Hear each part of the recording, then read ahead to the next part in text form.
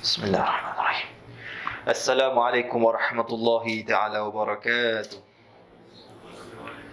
Bismillahi masyaallah, la yasukul khair illallah. Bismillahi masyaallah, la yasrifu su'a illallah. Bismillahi masyaallah, ma kana bikum fi ni'matin faminallah. Bismillahi masyaallah, la hawla wa la quwata illa billahil aliyyil azim. Allahumma salli wa sallim ala sayyidina Muhammadin al-Fatihi lima aghlaq والخاتم لما سبق ناصر الحق بالحق والهادي إلى صراطك المستقيم وعلى آله حق قدره ومقداره العظيم. سبحانك لا علم لنا إلا ما علمتنا إنك أنت العليم الحكيم. ربنا اشرح لنا صدورنا ويسر لنا أمورنا واحلل عقدة من لساننا. نوينا التعلم وتعليم تذكرا وتذكير والنفع والانتفاع والإفادة والاستفادة وحث على تمسك بكتاب الله وسنة رسول الله صلى الله عليه وآله وصحبه وسلم ودعاء إلى الهدى ودلالة على الخير وابتغاء مرضات الله وقربه سبحانه وتعالى. أما بعد. Alhamdulillah, segala puji dan syukur kehadirat Allah Subhanahu wa taala. Pada malam ini Allah Subhanahu wa taala berikan keizinan kepada kita untuk sama-sama kita kembali duduk di dalam majlis ilmu, tuan-tuan dan puan-puan. Yang mana majlis ilmu ini nikmat daripada Allah Subhanahu wa taala kepada pecinta ilmunya Allah Subhanahu wa taala, tuan-tuan dan puan-puan. Ada orang terkadang dia nak hadir majlis ilmu tetapi tak dapat hadir oleh kerana disebabkan ada sakit. Ada orang tak dapat hadir majlis ilmu oleh kerana disebabkan ada uzur-uzur yang tak mampu untuk dielak, tuan-tuan dan puan-puan. Maka dalam hati dia rasa macam tak sempurna kehidupan mereka.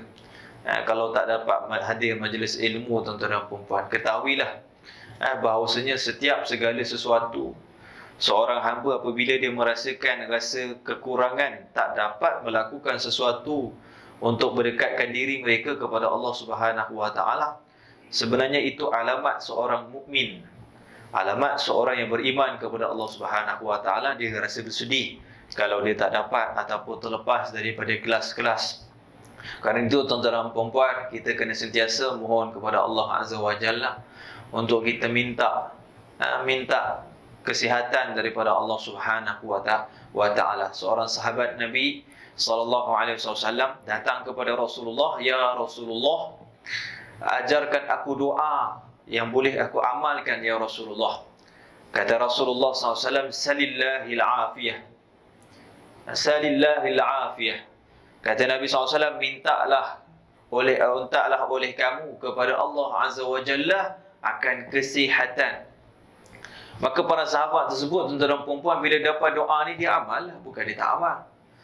Maka keesokan harinya dia datang balik pada Rasulullah. Artinya mungkin berharap dapat doa yang barulah. Dia minta, "Ya Rasulullah, ada tak doa yang boleh aku amalkan lagi?" Kata Rasulullah SAW, "Salillahil afiyah." Mintalah daripada Allah Subhanahu wa taala itu kesihatan. Maka dia pun balik, dia beramal dengan doa tersebut. Dia amalkanlah. Esok pagi dia datang lagi kepada Rasulullah SAW. Dia kata, "Ya Rasulullah, ada tak doa yang mana aku boleh amalkan?"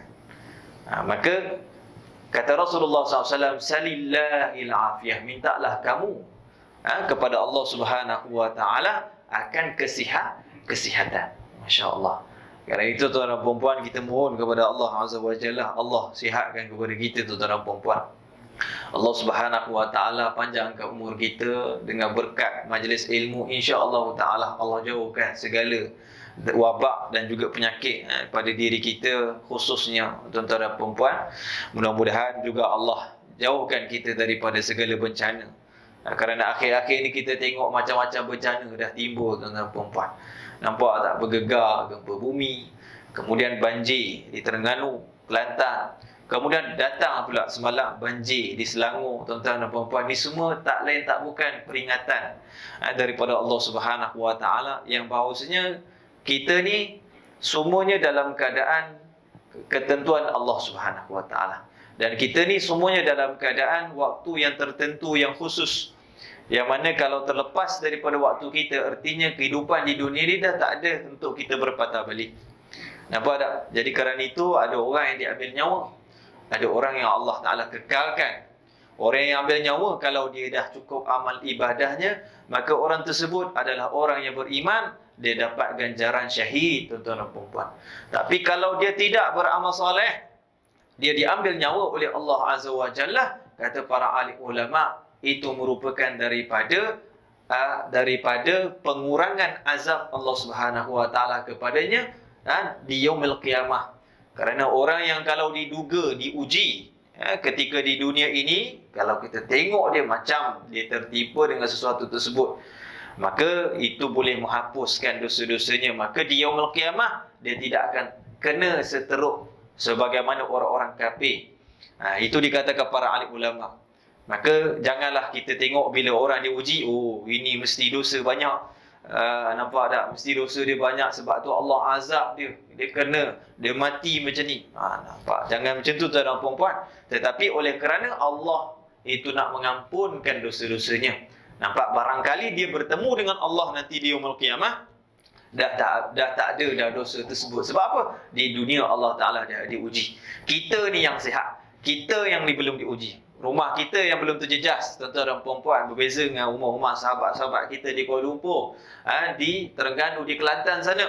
Mereka diuji, maka tuan-tuan dan puan-puan, mereka mendapat pahala sekiranya mereka bersabar. Sekiranya tuan-tuan dan puan-puan rumah mereka hancur, itu mungkin Allah Subhanahu Wa Taala dah hapuskan akan kesalahan-kesalahan dia. Adapun kita belum diuji, tuan-tuan dan puan-puan, kita tak tahu sama ada kita ni kembali kepada Allah nampak tenang, akan tetapi rupa-rupanya kita kembali membawa dosa segunung. Wa'iyyazubillah min zalik.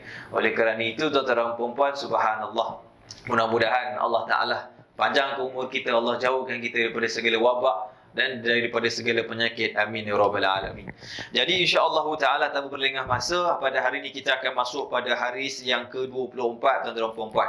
Dan pada minggu-minggu yang lalu kita telah pun membaca daripada hadis ini sedikit daripada awal-awal hadis. Hadis yang ke-24 yang kita dah sebutkan, dia adalah hadis yang diriwayatkan oleh Abi Dzar Al-Ghifari radhiyallahu taala anhu. Bahwasanya Nabi SAW, daripada Nabi SAW, fima yarwihi, daripada apa yang telah diriwayatkan oleh Nabi SAW daripada Allah Subhanahu wa taala, iaitu daripada hadis qudsi. Allah Subhanahu wa taala berfirman, dan firman Allah Subhanahu wa taala itu mengatakan, ya ibadi inni haramtu zulma ala nafsi wa ja'altuhu bainakum muharramah. Yang bahawasanya kata Allah, wahai hamba-hambaku, sesungguhnya aku mengharamkan kezaliman ke atas diriku. Artinya Allah tak menjadikan dirinya menzalimi hamba-hamba dia. Kita dah bahaskan sebelum ini. Dan kata Allah, aku telah menjadikan bahawasanya di antara kamu itu adanya haram.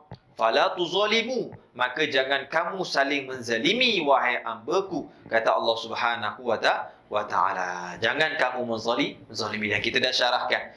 Jadi insya-Allah taala pada hari ini kita akan masuk pada hadis yang seterusnya, iaitu hadis yang sambungan daripada hadis ini, hadis yang ke-24. Sabda Rasulullah sallallahu alaihi wasallam, ya ibadi, wahai hamba-Ku, kullukum dhalun illa man hadaituhu. Kata Allah Subhanahu wa taala, wahai hamba-hamba-Ku, kullukum dhal, setiap daripada kamu itu adalah orang-orang yang sesat. Orang-orang yang sesat di sini maksudnya dia adalah orang-orang yang lalai daripada syariat-syariat Allah Subhanahu wa taala. Setengah para ulama mentafsirkan macam tu, iaitu orang-orang yang lalai daripada syariat Allah Subhanahu wa taala, yang mana sebelum itu dia tidak mengetahui kaifiah untuk mengingati Allah dan menyembah Allah Azza wa Jalla. Akan tetapi kerana kasih Allah Subhanahu wa taala, kata Allah, illa man hadaituhu, kecuali orang-orang yang telah aku memberikan hidayah kepada mereka. Arti kata, tuan-tuan dan puan-puan, sebenarnya hidayah ini milik mutlak Allah Subhanahu wa taala. Dulu kita semua, tuan-tuan dan puan-puan, adalah orang yang jahil, adalah orang yang jauh dengan Allah Azza wa Jalla. Akan tapi Allah lah yang mendekatkan kita. Kerana itu dalam hadis ini menerangkan bahawasanya sesuatu itu adalah berlandaskan dengan kehendak Allah Azza wa Jalla. Jadi Allah itu kalau cinta kepada seseorang, dia akan bagi hidayah. Kalau dia tak cinta kepada seseorang, maka dia tidak akan beri hidayah kepada seseorang tersebut. Karena itu dikatakan setiap daripada kamu itu adalah orang-orang yang sesat. Artinya sebelum ini tuan-tuan dan puan kita tak dapat hidayah kecuali aku telah memberikan hidayah kepada mereka. Sama ada daripada jalan Nabi Muhammad sallallahu alaihi wasallam ataupun secara langsung daripada Allah Subhanahu wa taala. Jadi kerana itu tuan-tuan dan puan, kerana itu kita kena banyak bersyukur kepada Allah. Kerana kita ni lahir-lahir saja buka mata, maka kita dah pun mengetahui Islam itu apa dan kita adalah orang-orang Islam. Berapa ramai orang yang buka mata lahir-lahir rupa-rupanya mereka di kalangan orang-orang kafir, tuan-tuan dan puan. Kerana itu kata Nabi SAW, setiap daripada anak-anak yang lahir, kullu mauludin yuladu 'alal fitrah. Setiap daripada anak-anak yang dilahirkan itu dilahirkan di atas fitrah. Artinya fitrah Allah Subhanahu wa taala. Di alam ruh dia beriman kepada Allah Subhanahu wa taala. Akan tapi bila dia dah pindah ke rahim, masuk ke dalam rahimnya, kemudian lahir di muka bumi ini, dia buka mata, kata Nabi SAW, sama ada ibu bapanya lah yang menasranikannya, iaitu mengkristiankan dia, ataupun mengyahudikannya, kata Nabi SAW. Jadi kerana itu kita antara perempuan kita ni tak ada arti kata perlu usaha untuk mencari iman tu. Iman tu dah datang kepada kita. Iman tu dah datang kepada kita. Berbeza dengan orang-orang yang mana mereka belum lagi beriman. Kerana mereka itu bakal berhadapan dengan situasi genting ketika mereka hidup di dunia ini. Setiap waktu mereka, kerana kematian itu pasti datang dan bila-bila datang. Bila-bila saja mereka itu hidup dalam keadaan genting, dalam keadaan berbahaya. Kerana itu tuan-tuan perempuan, hidayah ni adalah salah satu benda yang sangat-sangat besar. Syahadah la ilaha illallah tu benda yang sangat besar. Iman ini. Jadi kerana itu kita kena ingat Allah yang memberi hidayah kepada kita. Jangan kita sombong dengan kita kata, oh kita Muslim, kita sebagainya. Nampak tak? Kita berbangga-bangga. Sedangkan Allah yang telah memberikan hidayah kepada kita. Allah yang memberi ingatan kepada kita agar kita ini mengingati Allah Subhanahu wa ta'ala. Kerana itu kata Allah, ya ibadi kullukum dhal. Setiap wahai hamba-Ku, kamu semua itu adalah orang-orang yang sesat. Jadi kalangan kita ni banyak yang belum kenal Allah Subhanahu wa taala, kecuali Allah lah yang mengenalkannya. Setengah ulama sufi mensyarahkan hadis ini, artinya Allah lah yang mengenalkan dirinya kepada seorang hamba apabila dia berkehendak kepada seorang hamba tersebut. Jadi kerana itu kita kena minta kepada Allah ni supaya Allah itu mengenalkan dirinya kepada kita. Berapa ramai orang yang hidup di dunia ini, tuan-tuan dan puan-puan, mereka tak kenal. Mereka lalai dengan Allah Subhanahu wa taala. Kan itu sebesar-besar doa kita, tuan-tuan dan puan-puan, yang Nabi SAW setiap pagi Nabi SAW berdoa, Allahumma inna as'alukal huda wat tuqa wal afaf wal ghina.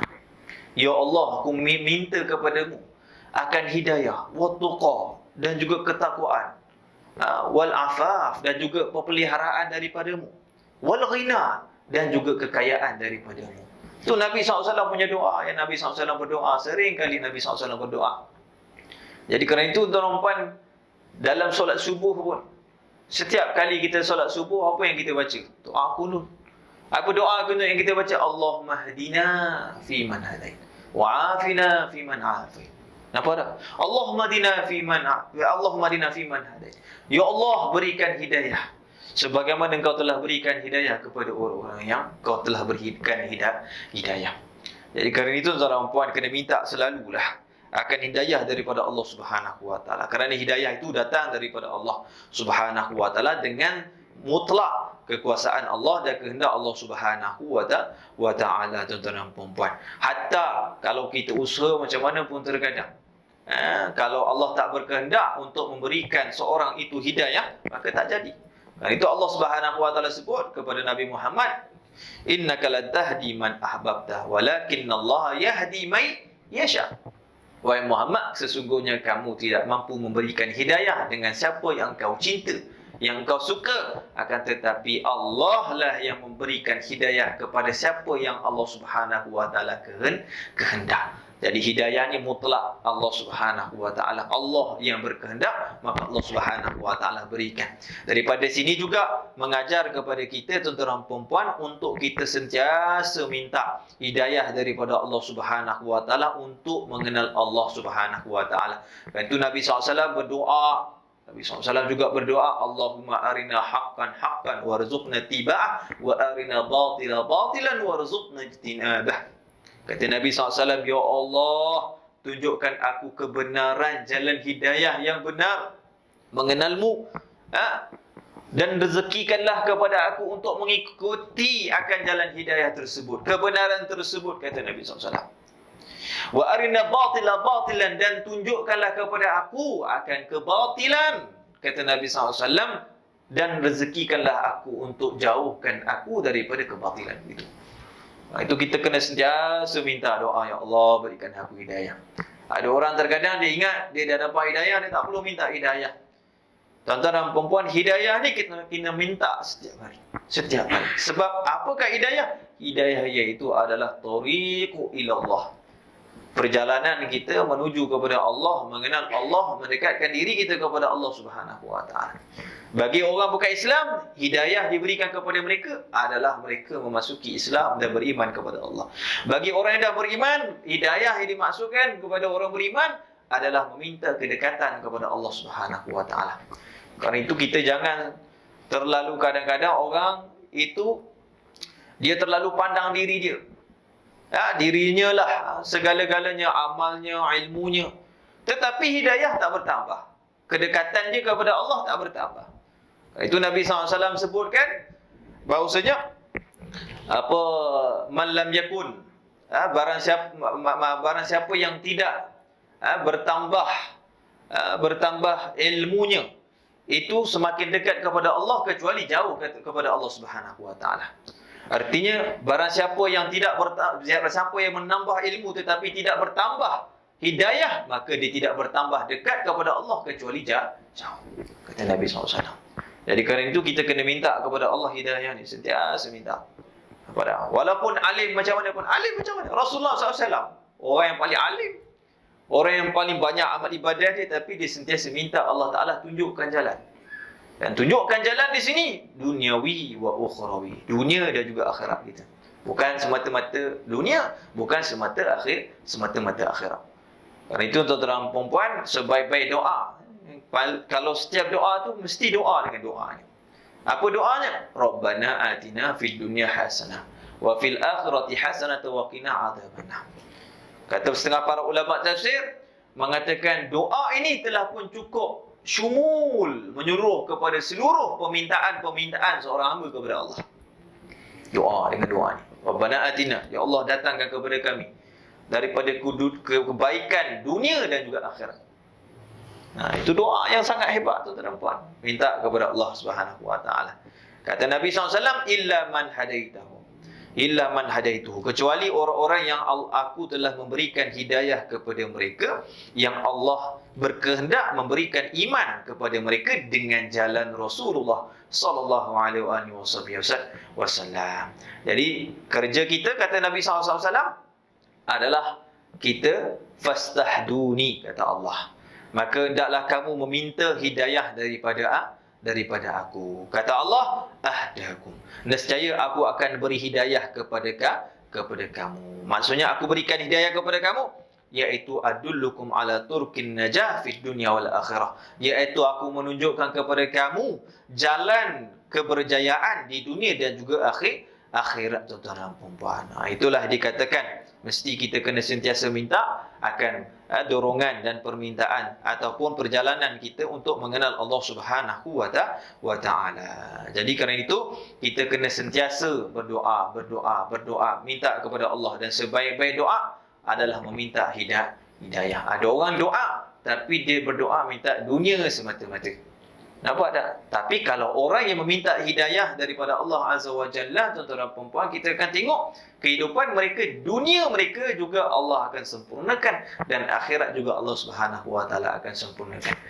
Jadi jangan kita hanya mengejar kepada dunia semata-mata, tunjuk jalan yang baik saja di dunia, tetapi mesti kita minta kepada hari akhirat. Kerana orang yang meminta kepada hari akhirat, Allah Ta'ala akan berikan dunia ini, kerana akhirat itu lebih besar daripada dunia ini. Akhirat itu lebih berharga daripada dunia ini. Dunia ini tak ada apa-apa, tidak ada nilai di sisi Allah. Tapi kalau kita minta untuk mengenal Allah, kita minta supaya kita sentiasa mendekati kepada Allah Subhanahu Wa Ta'ala, maka Allah akan mendekatkan segala-gala apa yang kita inginkan di dunia ini. Kerana itu orang-orang soleh, para wali Allah Subhanahu Wa Ta'ala itu, tuan-tuan dan puan-puan, mereka tak cakna, mereka tak heran dengan dunia ni. Nampak tak? Jarang-jarang sekali mereka itu berdoa tentang dunia. Ada setengah mereka tak berdoa pun, tetapi mereka minta kepada hari akhirat tersebut, kerana mereka tahu memang Allah Subhanahu Wa Ta'ala akan berikan dunia kepada mereka apabila mereka meminta akhirat. Apabila mereka minta untuk mengenal Allah, untuk mendekatkan diri mereka kepada Allah, maka orang tersebut Allah Ta'ala berikan segala-galanya, tuan-tuan dan puan-puan.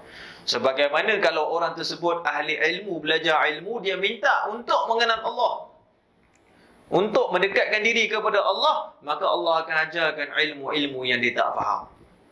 Ilmu-ilmu yang dia tak faham. Itu setengah para ulama, wali-wali Allah mengatakan, munzu araftullah, araftu kulla syai'. Sejak aku telah mengenal Allah, maka aku mengenal segala sesuatu di dunia ini. Nampak tak? Sebab Allah tu maha besar. Allah tu lebih hebat daripada segala-galanya yang ada di langit, yang ada di dalam syurga. Nampak tak? Maka apabila seorang mengenal Allah, mempunyai hubungan dengan Allah Azza wa Jalla, maka segala benda-benda yang dalam dunia milik Allah ni, nak ada hubungan juga dengan dia. Nak juga ada hubungan dengan dia. Nak berbuat baik dengan dia, nak berkhidmat kepadanya. Nak berkhidmat kepadanya. Sebagaimana dalam satu hadis juga, bahawasanya Allah Subhanahu Wa Ta'ala mengatakan kepada orang-orang ahli, kepada dunia, wahai dunia, sekiranya kalau orang-orang ahli dunia itu, sekiranya kalau orang-orang ahli dunia itu, mereka itu cintakan kepada kamu, maka kau jadikan dia sebagai hamba kamu. Biar dia berkhidmat kepada kamu. Penat kerja, penat usaha, tapi tak dapat apa-apa terkadang. Nampak tak? Dunia pun tak suka kepada dia. Tetapi kalau orang yang meminta kepada aku, artinya cinta kepada hari akhirat, maka wahai dunia, engkau berkhidmatlah kepada orang tersebut, kata Allah Ta'ala. Dunia tersebut akan berkhidmat, tanah tersebut akan berkhidmat kepada Tuhan dia. Karena itu kata Sayyidina Ali karamah wajhah, bahawasanya tidak akan musnah tanaman orang-orang yang bertakwa. Tak akan musnah. Kehidupan mereka di dunia ni, Masya Allah, lengkap belaka. Nampak tak? Pasal setengah tu guru ni, tuan-tuan, tak kisah. Tak kisah dia. Pasal kehidupan dunia ni. Bahkan mereka lebih banyak tolong orang. Nampak tak? Tu, Tuan Guru Haji Muallim tu, tuan-tuan. Disebut kau oleh anak murid dia. Saya duduk dengan anak murid dia. Mereka mengatakan Tuan Guru Haji Muallim ni, siapa-siapa datang kepada rumah dia, terkadang dia bantu. Nampak tak? Zaman sekarang ni, ustaz-ustaz minta. Tok Guru dulu tu, dia tak minta, tapi tuan-tuan dia bagi orang. Orang susah, dia bagi. Nampak tak? Ada seorang syekh, ini juga masa saya jumpa seorang pakcik ni, dia berguru dengan guru dia, seorang ahli tariqah, seorang ahli suluk juga, duduk di Terengganu, tuan-tuan dan puan-puan. Dan dia ni tak sebut nama guru dia. Maka tuan-tuan dan puan, satu ketika tu dia ni di kesempitan hidup, tuan-tuan dan puan. Kesempitan hidup. Jadi dia kata dia dah tak bertemu dengan guru ni, dia lebih kurang 4 tahun, sebab guru dia kata dia nak bersuluk, uzlah tak tahu ke mana. Maka satu hari tu Allah Ta'ala pertemukan dia di masjid. Dia kata, nama syekh tersebut, kalau tuan-tuan pernah dengar, Syekh Abdul Aziz. Pernah dengar tak? Siapa ada orang Terengganu sini? Kalau pergi sana, doalah kepada Allah. Allah pertemukan kita dengan Syekh Abdul Aziz. Saya pun tak pernah jumpa. Tapi saya jumpa seorang anak murid dia. Yang anak murid dia ni, tuan-tuan puan, saya jumpa, dikatakan oleh sahabat saya sendiri yang berkhidmat kepada dia. Dia orang soleh juga. Setiap hari berpuasa tanpa putus. Ini anak murid dia ni. Setiap hari berpuasa tanpa putus. Maka saya jemput dia datang rumah saya. Satu waktu saya jumpa dia. Kebetulan tu saya jumpa dia. Saya minta amalan-amalan sedikit daripada dia. Masya Allah. Dia cerita pasal guru dia, Syekh Abdul Aziz. Saya pun tak kenal siapa. Nampak tak ni orang soleh mastur. Kita kadang-kadang Allah sembunyikan para wali dia tuan-tuan dan puan-puan. Nampak tak? Masa ketika tu dia kesempitan hidup. Hutang tu dah puluh ribu tak mampu nak bayar dah. Kerja dah tak ada, apa dah tak ada. Masa tu ketika tu lebih kurang 30-an umur dia. Sekarang pakcik tu lebih kurang, saya panggil dia Syekh. Maka dia sekarang lebih kurang 70-an lah tuan-tuan. Tapi ahli ibadah, orang soleh, masya-Allah. Maka dia kata tuan-tuan satu hari tu dia dah kesempitan hidup, memang tak boleh buat apa dah. Maka dia terserempak guru dia yang pernah ajar dia wirid, zikir dan sebagainya. Jumpa kat masjid. Tok guru ni pun tuan-tuan bila tengok kepada pakcik ni, dia kata kau ikut aku balik rumah. Tuan-tuan dan perempuan dia pun jemput datang rumah. Maka dia kata tengok belakang rumah tersebut ada guni. Pergi ambil guni tersebut, tu semua benda kau punya. Maka tuan-tuan dan perempuan dia ingat guni ni mungkin buah-buah ke apa ke. Orang kampung, nampak tak? Ternyata apabila dia buka guni tersebut tuan-tuan dan perempuan, duit seluruh pelusuk di dalam dunia ni. Duit Rusia ada, duit China ada, masya-Allah. Inilah orang soleh tuan-tuan dan perempuan, orang soleh. Allah Taala bagi rezeki kepada dia. Nampak tak? Kerana apa? Kerana mereka itu hanya menginginkan Allah Subhanahu Wa Taala. Yang terkadang dunia itu datang kepada dia, dia tak minta pun. Bahkan dia pula bantu kepada orang. Dia tak bekerja. Dia tak ada EPF. Dia tak ada sok-sok. Tak ada semua tu. Gaji tetap bulan-bulan tak ada tuan-tuan dan perempuan. Maka datang duit tersebut, Allah Taala dunia ni dia punya kan? Jadi kerana itu subhanallah, orang yang meminta kepada Allah Taala sebesar-besar permintaan, iaitu hidayah, mengenal Allah, mendekatkan diri mereka kepada Allah, Allah bagi segala sesuatu yang dia nak. Masya Allah, itu dikatakan. Jadi kata Nabi SAW, mintalah, fastahduni, maka hendaklah kamu minta hidayah. Kata Allah Subhanahu Wa Taala, Nabi SAW meriwayatkan, maka mintalah oleh kamu kepada aku akan hidayah. Ahdakum nasihat, aku akan berikan hidayah kepada kamu. Jadi pasti Allah Subhanahu Wa Taala akan berikan kepada orang-orang yang meminta hidayah daripada Allah, iaitu pendekatan mereka, mengenal mereka kepada Allah Azza wa Jalla, tuan-tuan dan puan-puan. Kemudian Allah Subhanahu Wa Taala berfirman lagi, ya ibadi kullukum ja'i illa man at'amtuhu. Wahai seluruh hamba-hambaku, kullukum ja'i, setiap daripada kamu itu dalam keadaan kelaparan. Setiap dari kamu itu adalah orang yang lapar. Illa man at'amtuhu, kecuali orang yang aku telah memberikan makan kepadanya. Artinya Allah Ta'ala itu memiliki segala-gala apa yang dimiliki oleh hamba, hatta makanan pun. Ingat, makanan yang kat rumah kita, beras kat kita tu sebenarnya bukan kita punya. Kita ni boleh saja Allah Ta'ala jadikan. Boleh saja Allah Ta'ala jadikan beras-beras yang kita anggap beras tersebut boleh kenyangkan kita, tak boleh jadi kenyang. Kan itu kata Allah, kullukum ja'i, setiap daripada kamu itu dalam keadaan kelaparan. Illa man at'amtuhu, kecuali orang yang aku berikan makan kepadanya. Artinya kecuali orang yang aku berikan kenyang kepadanya. Allah Subhanahu Wa Taala daripada sini untuk menerangkan kepada kita ketauhidan kita, bahawasanya Allah itu memiliki secara mutlak apa yang ada di langit dan juga apa yang ada di bumi ini. Jadi kerana itu kita bila belajar hadis ni tuan-tuan dan puan-puan, kita dapat memperbetulkan balik pegangan kita. Yang kita rasa kadang-kadang duit dalam duit poket kita ni kita punya. Makanan yang ada dekat dalam rumah tu kita punya. Sebenarnya tidak. Allah Subhanahu Wa Taala yang punya. Itulah kata para ahli ulama.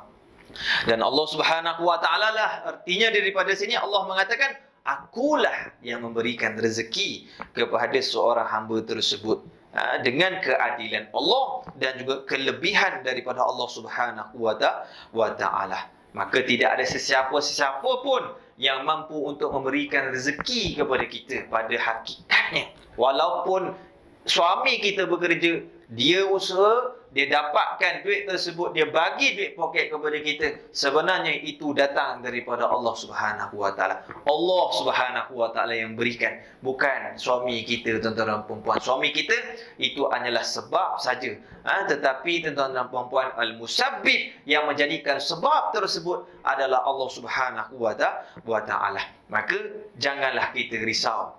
Dalam hadis ini menerangkan kepada kita, jangan kita risau.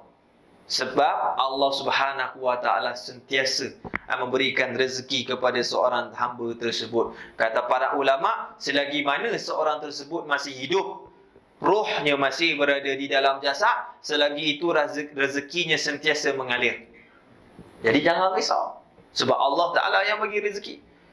Kerana itu Allah Subhanahu Wa Taala telah beri jaminan. Allah kata dalam Quran, "Wa ma min dabatin fil ardi illa 'ala Allahi rizquha." Dan tidak ada sesuatu yang melata di muka bumi ini kecuali Allah telah menjamin rezeki baginya. Kata Allah, segala apa yang ada di muka bumi ini, Allah ada jamin belaka. Baik manusia, baik jin, baik iblis, baik binatang-binatang, baik pokok-pokok, baik daripada jamadat sekalipun. Nampak, Allah Subhanahu Wa Taala telah menjamin rezeki kepada ini, tuan-tuan dan puan-puan. Jadi jangan risaulah pasal soal rezeki, tuan-tuan. Kerana orang yang risau tak dapat makan, risau tak dapat, kalau tak bekerja tak ada duit dan sebagainya, maka tuan-tuan dan puan-puan, takut-takut kita ni syak dengan sesuatu kekuasaan Allah Subhanahu Wa Taala. Kerana itu kata Imam Hasan Al-Basri, orang yang tidak percaya rezeki itu adalah daripada kekuasaan Allah, artinya Allah yang berikan rezeki kepada orang tersebut dilaknat oleh Allah Subhanahu Wa Taala, kata Imam Hasan Al-Basri. Jadi kerana itu kita jangan risau sangat bab soal rezeki ni, tuan-tuan dan puan-puan. Insya-Allah. Kata Tok Guru saya, rezeki ni jangan kita bercakap-cakap. Jangan kata masalah lah, sebut-sebut sebab nanti dia tak datang. Nampak tak? Kalau kita ni sebut-sebut, artinya kita mempertikaikan janji Allah Ta'ala yang mana Allah kata tidak ada sesuatu pun yang melata di muka bumi ini kecuali Allah dah bagi rezeki kepadanya. Maka kita ada syak dengan Allah Subhanahu Wa Taala, dosa besar. Jadi kerana itu kita jangan risau sangat pasal soal rezeki. Kerja kita usaha, insya-Allah Ta'ala dengan usaha kita ikhlas kerana Allah sendiri yang cukup kan. Allah Subhanahu Wa Taala yang berikan rezeki kepada kita. Dan itu tuan-tuan dan puan-puan, jangan risau pasal soal rezeki. Kata Allah, ya ibadi, wahai hamba-hambaku, kullukum ja'in. Pada setiap kamu itu orang yang lapar, illa man at'imtuhu, kecuali orang-orang yang telah aku berikan makan kepada mereka. Jadi Allah Ta'ala itu tidak zalim kepada hamba. Selagi mana kita usaha, kita untuk mencari rezeki nafkah, Allah Ta'ala akan tanggung, tuan-tuan dan puan-puan. Bahkan orang yang berkahwin, jangan risau. Apatah lagi orang yang dah berkahwin, sesungguhnya ada beberapa golongan yang mana Allah Ta'ala itu berhak untuk membantunya. Di antaranya seorang yang nak bernikah, an-naqih, orang yang nak bernikah ataupun orang yang dah bernikah, yang mana nak menjaga dirinya daripada bermaksiat kepada Allah Azza wa Jalla. Hari ni ada orang tak kahwin. Kenapa tak kahwin? Saya risaulah. Kalau saya kahwin nanti, saya nak bagi isteri saya makan apa? Saya nak bagi anak-anak saya minum susu apa? Tak boleh lah. Ni sekarang ni pun saya masih lagi keadaannya. Sebenarnya dia mampu saja, cuma dia fikir, takut, terlalu fikir terkadang. Nampak tak? Lainlah kalau dia tu memang tak bekerja langsung. Ada setengah orang bekerja. Nampak tak? 10 tahun kerja. Tanya kenapa tak kahwin? Saya masih risau lagi. Saya pasal soal rezeki. Nak bagi apa kat isteri saya, nak bagi apa dekat anak saya. Maka jangan macam ni. Nampak tak? Ingat, orang-orang yang berkahwin, Allah Ta'ala akan bantu dia. Kalau itu ada setengah orang, kita tengok kerja biasa saja. Nampak tak? Dia kerja apa? Kerja dia jaga security saja. Berapa orang anak? 6 orang anak. 6 masuk universiti. Nampak tak? Kerja basic, gaji, katakanlah 1,500. Awal-awal dulu 1,200. Tuan-tuan dan perempuan. Kalau sekarang, paling tinggi 1,800. Kalau dia kerja, tuan-tuan dan perempuan, kalau ikut dari segi logik kita, cukup ke tak cukup? Cukup ke tak cukup? Tetapi ingat, tuan-tuan dan perempuan, rezeki kita ni, tuan-tuan dan perempuan, masing-masing. Saya punya rezeki, rezeki saya. Anak saya punya rezeki, rezeki anak saya. Itu ada seorang perempuan, dia datang kepada saya. Dia kata, Ustaz, saya ni nak anak. Tapi suami saya ni tak nak. Tak nak apa, ada anak. Dia nak buat perancangan keluarga. Saya nak anak, Ustaz. Umur saya dah hampir 30-an dah. Saya nak anak. Tapi suami saya kata, takut nanti tak mampu. Tak boleh, dia kata. Baik kita rancang. Kahwinan kamu berapa tahun? Saya sudah kahwin lebih kurang 6 tahun. 6 tahun. Masih merancang, tuan-tuan. 6 tahun masih merancang. Masya Allah. Perancanganlah dahsyat ni. Maka saya beritahu kepada dia, ketahuilah, wahai puan, bahawasanya rezeki puan tidak berkongsi dengan rezeki anak puan. Itu saya cakap. Rezeki puan tidak berkongsi dengan rezeki anak puan. Rezeki puan Allah tetapkan A sampai Z. Tuan-tuan dan puan-puan, dianya tidak akan berkurang dan tidak akan berpindah kepada anak puan sedikit pun. Semisalnya kalau Allah Ta'ala mengatakan rezeki kamu itu sebesar gunung Uhud, sebesar gunung Uhud rezeki kamu, sehabuk itu pun tak akan berpindah kepada orang lain, sebab Allah dah tetapkan rezeki itu ada rezeki kamu. Adapun rezeki anak kamu, itu bahagian dia, bahagian daripada bahagian dia sendiri. Jadi jangan kita risau pasal soal rezeki. InsyaAllah Ta'ala kita orang beriman, yakin dengan Allah Subhanahu Wa Ta'ala, Allah pasti membantu. Tetapi kena ada usaha. Bukan hanya kita duduk di rumah tak bekerja, tak cari nafkah. Akhirnya tidak boleh begitu. Tetapi kita kena ada usaha. Dengan usaha tersebut Allah Ta'ala sendiri akan bagi berkat tentang perempuan. Nampak tak? Jadi itu dikatakan, kullukum ja'i illa man at'amtuhu, kecuali aku yang berikan rezeki, kecuali aku yang berikan makan kepada kamu. Jangan kamu risau. Fastat'imuni, maka kata Allah Subhanahu Wa Ta'ala, maka hendaklah kamu minta kepada aku. Artinya daripada makanan kamu. Saluni, iaitu mintalah kepada aku dan mintalah daripada aku untuk aku memberikan makan kepada kamu. At'imukum, nescaya aku akan berikan makan kepada kamu. Artinya aku akan mempermudahkan kepada kamu sebab-sebab untuk mentahsilkan, untuk menghasilkan rezeki sehingga kamu dapat kenyang, sehingga kamu dapat senang dalam kehidupan kamu. Itu kata Allah Subhanahu Wa Ta'ala. Minta kepada Allah Subhanahu Wa Ta'ala. Kan itu tuan-tuan dan puan-puan, kata Allah Subhanahu Wa Ta'ala Al-Quran, innallaha huwa razzaqu dzul quwwatil matin. Sesungguhnya Allah Subhanahu Wa Ta'ala itu maha pemberi rezeki. Karena itu dia panggil Razzaq.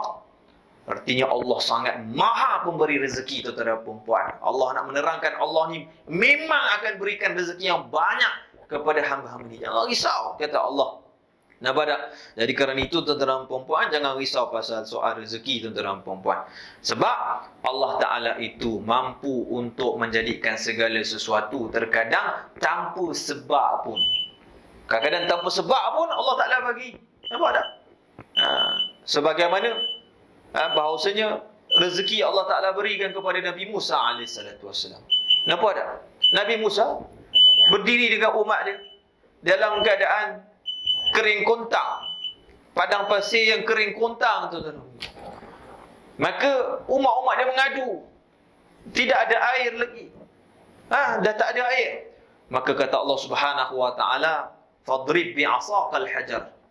Wahai Musa, pukullah batu tersebut dengan tongkat kamu, wahai Musa. Pukul tongkat batu tersebut dengan tongkat kamu. Fanjarat minha asnata asyara. Maka terpecahlah daripada satu batu tersebut.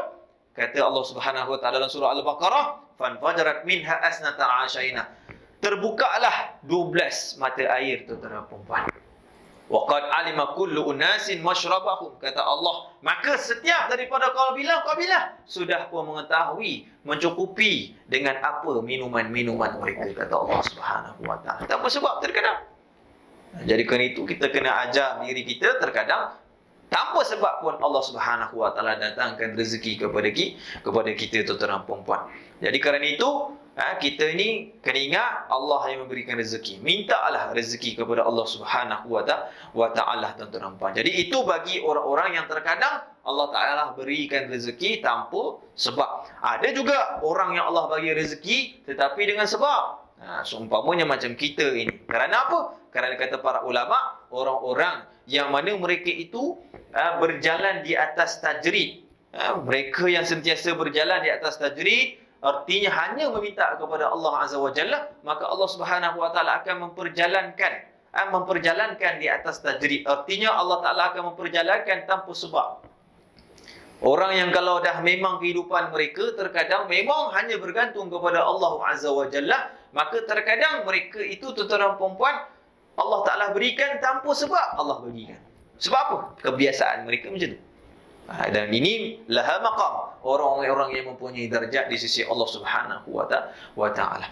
Nanti di yaumul qiyamah, di akhir-akhir nanti, apabila keluar Yajuj Ma'juj, maka tuan-tuan dan puan-puan ketika itu Allah menunjukkan kekuasaan Allah kepada orang-orang yang beriman.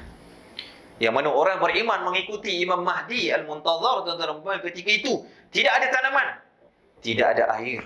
Habis, semuanya hancur tanaman, air lautan, air sungai, air mata air, semuanya kering belaka. Dimusnahkan. Diminum dan dimusnahkan oleh Yajuj Ma'juj. Maka apakah rezeki bagi orang beriman? Ketika itu tidak ada sebab. Kata Rasulullah SAW, rezeki mereka Allah Ta'ala berikan dengan mereka berzikrullah kepada Allah. Mereka bertasbih kepada Allah, mereka kenyang dan mereka dahaga. Nampak tak? Benda ni akan berlaku di akhir zaman, tuan-tuan. Jadi kerana itu, ada orang yang Allah Ta'ala beri rezeki kan tanpa sebab ada. Tapi macam kita, Allah Ta'ala bagikan rezeki dengan sebab, maka kata para alim ulama, Allah akan memperjalankan rezeki kita itu dengan sebab. Kalau kita tak bekerja, kalau kita tak kerja, kalau kita tak tak usaha, maka tak dapatlah kita. Sebab apa? Sebab kita dah memang kebiasaan kita mengikuti kepada sebab-sebab ini, tuan-tuan dan puan-puan. Jadi kerana itu, apapun itu ikutilah daripada level kita, darjat kita, tuan-tuan dan puan-puan. Nampak tak? Kerana itu kalau orang-orang yang dah sampai kepada pihak pangkat-pangkat tajrid ni, setengah para ulama mengatakan orang tersebut adalah orang yang telah menjalani jalan mujahadah nafsu mereka. Jalan mujahadah dengan pantauan guru murabbi, maka Allah Subhanahu wa taala akan bukakan sesuatu-sesuatu yang kadang terkeluar daripada adab.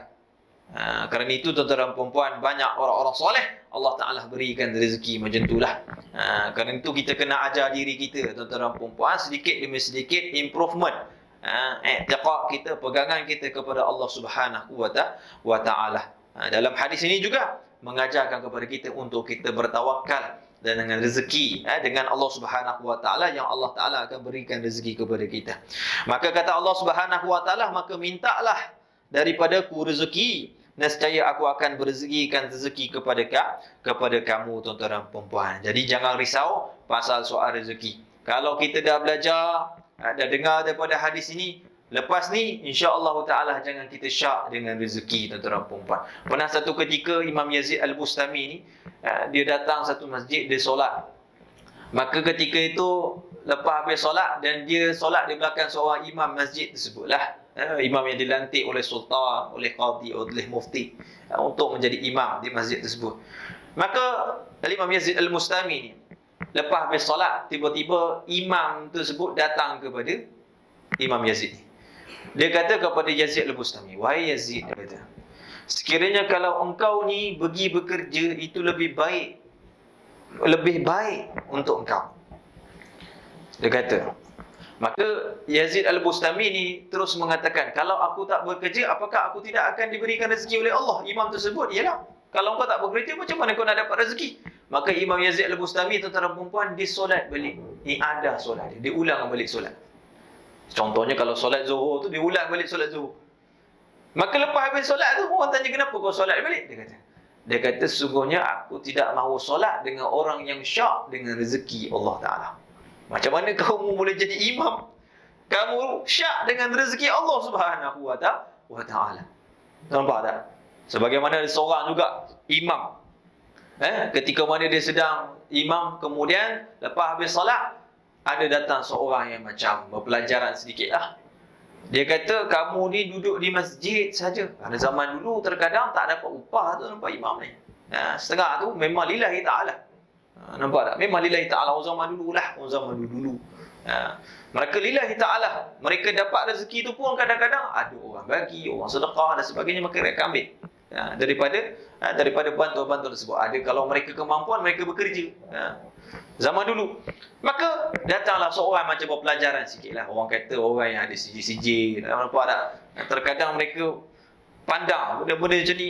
Macam mana kan? Jadi dia kata kepada imam tersebut, dia kata, kalaulah kau ni bekerja lebih baik, dia kata. Kalau kau bekerja lebih baik, siapa yang tanggung kau? Dan macam mana kau makan? Maka imam tersebut mengatakan, aku makan mulut aku.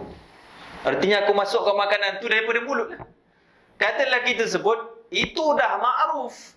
Semua orang makan daripada mulut. Tapi aku tanya, macam mana kau dapatkan makanan tersebut? Maka imam tersebut pun mengatakan, sesungguhnya aku mendapat satu makanan, setiap hari aku dibekalkan makanan oleh seorang Yahudi yang sangat pemurah hati. Seorang Yahudi yang sangat pemurah hati, yang mana setiap pagi dan juga ketika setiap malam dia akan berikan kepada aku sekeping roti untuk aku makan. Dan juga buah tamar dan sebagainya. Maka dia tanggung sepanjang daripada kehidupan aku, sekian lama ni dia berikan kepada aku. Maka kata imam tersebut mengatakan, kalaulah Yahudi tersebut dah support aku, dah belanja aku, dah infakkan kepada aku, apakah aku perlu kerja? Maka lelaki tersebut mengatakan, oh, kalau ada orang support engkau, orang Yahudi tersebut support kepada engkau, maka sudahlah, tak perlulah kau bekerja. Cukuplah kau menjadi imam saja. Maka terus imam tersebut, tuan-tuan dan puan, marah. Kemudian dia kata, kau lebih yakin dengan seorang Yahudi yang tidak beriman kepada Allah, yang telah menanggung hidup aku, berbanding dengan Allah Subhanahu wa taala yang sentiasa menanggung segala kehidupan hamba-hamba dia. Kau lebih yakin daripada seorang Yahudi? Marah imam tersebut. Nampak tak? Jadi kerana itu, Masya Allah, rezeki kita Allah Subhanahu wa taala tetapkan. Kerja kita usaha. Sebab Allah Subhanahu wa taala memperjalankan dengan keberkatan daripada apa yang kita mintakan. Jadi rezeki ini kita minta dan diperluaskan rezeki itu dengan amalan-amalan soleh. Kerana itu orang-orang yang nak rezeki dia murah, jangan bermaksiat kepada Allah. Itu kata para ulama.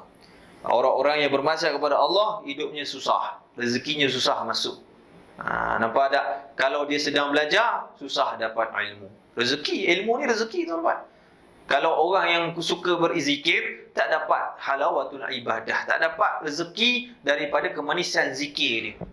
Kalau orang yang bekerja, tak dapat keberkatan kerjanya. Kalau orang yang bermaksiat kepada Allah Subhanahu wa taala, maka dapat gaji bulan-bulan, hujung bulan habis begitu saja. Tak ada tambahan, tidak ada keberkatan pada rezekinya. Itu yang pertama untuk mengambil rezeki ataupun menyahut rezeki tersebut. Yang kedua, untuk membanyakkan rezeki kita, kata para ulama, adalah dengan kita bersyukur dengan apa yang kita ada.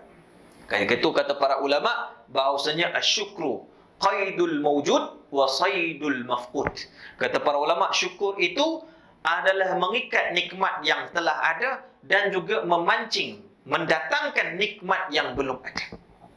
Jadi kalau orang yang bersyukur kepada Allah, apa yang dia ada, Masya Allah, RM100 dalam poket, Alhamdulillah, syukur kepada Allah, puji kepada Allah, Allah tambahkan, Allah akan datangkan berlipat kali ganda, tuan-tuan. Itu dikatakan. Yang ketiga adalah amalan-amalan saleh. Semisalnya orang-orang yang berselawat ke atas Rasulullah SAW. Susah hidup kita, selawat. Sempit rezeki kita, berselawat. Apa segala urusan, berselawat. Dan juga kita beristighfar kepada Nabi SAW. Yang mana kalau orang beristighfar, kata Nabi SAW, man lazimal istighfara, barang siapa yang sering melazimi istighfar, kata Nabi SAW, Allah Ta'ala akan keluarkan dia daripada segala kesusahan. Dan Allah Subhanahu wa taala akan keluarkan daripada segala kemurungan, wa razaqahu min haitsu la yahtasib. Dan akhir sekali Allah Taala akan bagikan rezeki dengan sesuatu yang tak disangka-sangka. Nampak tak? Sebab apa? Kerana rajinnya beristighfar. Jadi kerana itu kalau buat kerja, istighfar. Insya-Allah rezeki kita jadi murah, jadi berkat disebabkan kita banyak beristighfar. Itu di antaranya, tuan-tuan, untuk kita memurahkan rezeki kita. Dan banyaklah para amalan para alim ulama untuk kita bacakan. Di antaranya juga disebutkan dalam kitab Jawahir Lulu'iyah.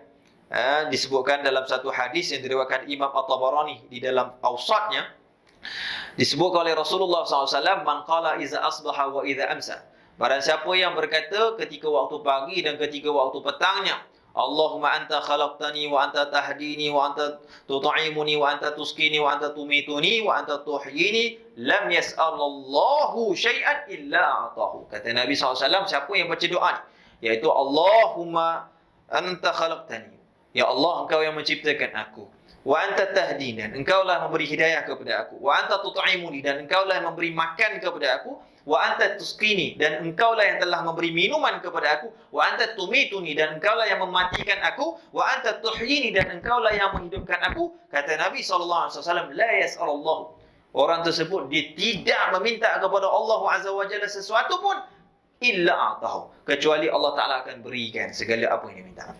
Jadi amalkan doa ni ketika waktu pagi dan ketika waktu malam untuk kita murahkan rezeki kita. Banyaklah amalan-amalan para ahli ulama. Di antaranya juga pada solat Jumaat, pada hari Jumaat, untuk kita bacakan daripada doa yang mana sering dibacakan juga oleh para ahli ulama, dan juga selawat ke atas Nabi Muhammad sallallahu alaihi wasallam. Pada hari Jumaat itu ada satu doa yang mana kalau kita baca, insya-Allah Taala itu mampu untuk memurahkan rezeki daripada rezeki-rezeki kita. Ini juga diamalkan oleh guru-guru kami juga di Hadramaut untuk memurahkan rezeki. Di antaranya doanya, Allahumma inni as'aluka an tu'ti'a Allahumma inni as'aluka al-fadla, ya Allah, aku mohon kepada kamu akan kelebihan daripada kamu, kama tu'tiya, sebagaimana engkau telah memberikan min ibadikas salihin, daripada hamba-hambamu yang saleh. Ini doa sangat dahsyat.